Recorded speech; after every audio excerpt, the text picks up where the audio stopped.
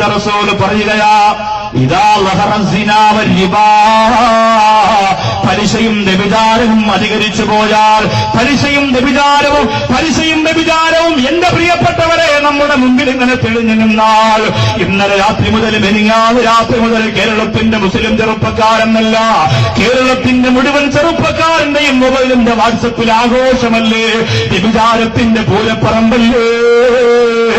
കേരളത്തിന്റെ ഒരു പെൺകുട്ടിയുടെ ശരീരത്തിന്റെ വടിവും കാണാത്ത ഉപ്പാപ്പമാരുന്ന കേരളത്തിലില്ല, ചെറുപ്പക്കാരുന്ന കേരളത്തിലില്ല.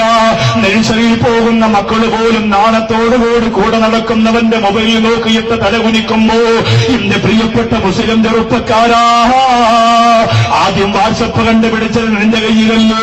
മുസ്ലിം ചെറുപ്പക്കാർക്ക് തലച്ചോറും ബുദ്ധിയും കൂടുതലാണ്. അതുകൊണ്ട് തന്നെ സഹോദരാ, നിന്റെ മൊബൈലിന്റെ ഉള്ളറയിലേക്ക് വന്ന ആ പെൺകുട്ടിയുടെ ശരീരത്തിന്റെ വടിവുമുണ്ടല്ലോ, അത് ഏത് പെണ്ണാകട്ടെ, അവൾ എന്തിനു വേണ്ടി കേരളത്തിന്റെ സമുദായത്തിൽ ഇങ്ങനെ ശാപമായി പിറന്നു വീണുവോ, ആ ശാപം മുഴുവനും എന്റെ പ്രിയപ്പെട്ട ചെറുപ്പക്കാരാ, നിന്റെ കയ്യിൽ നിൽക്കുന്ന മൊബൈലിന്റെ ആ ചിത്രം നീ ഒരു പ്രാവശ്യം നോക്കിയാൽ ആ ശാപം നിന്റെ തലയിലേക്ക് വന്ന് വീഴുന്നതാ. ആരംഭ റസൂൽ നൂറ്റാണ്ടുകൾക്ക് മുമ്പ് പറയുകയാ, അല്ലാഹുവിന്റെ റസൂൽ നൂറ്റാണ്ടുകൾക്ക് മുമ്പ് പറയുകയാ, പഠിച്ചവരെ, ഈ വ്യഭിചാരത്തെക്കുറിച്ച് പറയുമ്പോ, ഈ കള്ളുകുടിയെക്കുറിച്ച് പറയുമ്പോ, ഈ പലിശയെക്കുറിച്ച് പറയുമ്പോ നിങ്ങൾക്ക് പേടിയുണ്ടല്ലോ. സൂക്ഷിക്കണം ചെറുപ്പക്കാരാ. നാളെ നിന്റെ പെങ്ങളുടെ ഫോട്ടോ ഇങ്ങനെ വന്നാലോ, നാളെ നിന്റെ സ്വന്തം ഭാര്യയുടെ ഫോട്ടോ ഇങ്ങനെ വന്നാലോ, നാളെ നിന്റെ ഉമ്മയുടെ ഫോട്ടോ ഇങ്ങനെ വന്നാലോ, നിനക്ക് ആത്മഹത്യ ചെയ്യേണ്ടി വരൂലേ. തൊലിക്കട്ടിയുള്ള ശരീരത്തിന്റെ തൊലിക്ക് കട്ടിയുള്ള കാമക്കൊതിരീരാത്ത പെൺകുട്ടികൾ കേരളത്തിന്റെ മണ്ണിൽ എന്ത് തോന്നിവാസവും ചെയ്യുമ്പോ അത് കണ്ട് കൈകൊട്ടിച്ചിരിച്ച് ആസ്വദിക്കുന്ന ചെറുപ്പക്കാരെന്ന് ഗൗരവത്തോടെ ചിന്തിക്കുക. നിന്റെ പെങ്ങൾക്കും നീ മൊബൈൽ വാങ്ങിക്കൊടുത്തിട്ടില്ലേ? നിന്റെ ഭാര്യയും വാട്സപ്പ് ഉപയോഗിക്കുന്നവളല്ലേ? നിന്റെ ഉമ്മായും മൊബൈൽ നെറ്റിലൂടെ യൂസ് ചെയ്യുന്നവളല്ലേ? അല്ലാഹുവേ പടച്ചവരെ, ലോകാവസാനമായി പോയല്ലോ. എന്താണ് നടന്നുകൊണ്ടിരിക്കുന്നതല്ലോ?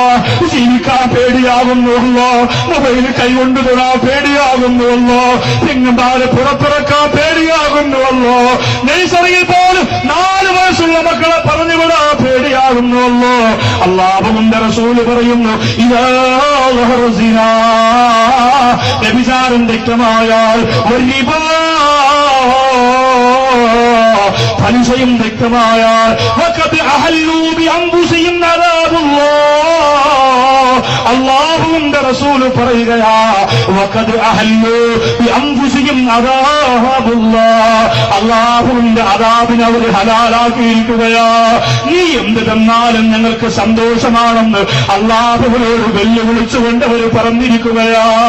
പലിശ വാങ്ങുന്നവര്, വ്യഭിചരിക്കുന്നവര്, നിങ്ങൾ ഒരു പ്രാവശ്യം ഓരോ ദിവസവും ആയിരക്കണക്കിന് പ്രാവശ്യം അല്ലാഹുവിനോട് പറയുന്നതെന്തെന്നറിയോ? നീ എന്ത് തന്നാലും നിങ്ങൾക്ക് സന്തോഷമാണല്ലോ. നീ നരകം തന്നോ, നീ ഞങ്ങളെ അടിച്ചോ, നീ ഞങ്ങളെ ഇടിച്ചോ, നീ ഞങ്ങളെ ഉപദ്രവിച്ചോ എന്ന് പറഞ്ഞുകൊണ്ട് ഓരോ ദിവസവും അല്ലാഹുവിനോട് അദാബ് ചോദിച്ചു വാങ്ങുന്നവനാണ് പലിശക്കാരൻ, വ്യഭിചാരിയുമെന്ന് ആരംഭ റസൂല് പറയുമ്പോ, എന്റെ മുമ്പിൽ നിൽക്കുന്നവര്, അല്ലാഹുവല്ലേ കടം തരുന്നത്.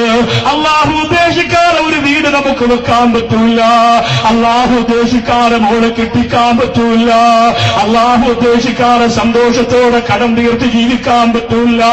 പിന്നെ അതിനേക്കാൾ മറികടന്ന് എന്തിനാ പലിശക്കാരന്റെ വീട്ടുവളപ്പിൽ പോയി കാത്തിരിക്കുന്നത് മുസ്ലിമേ?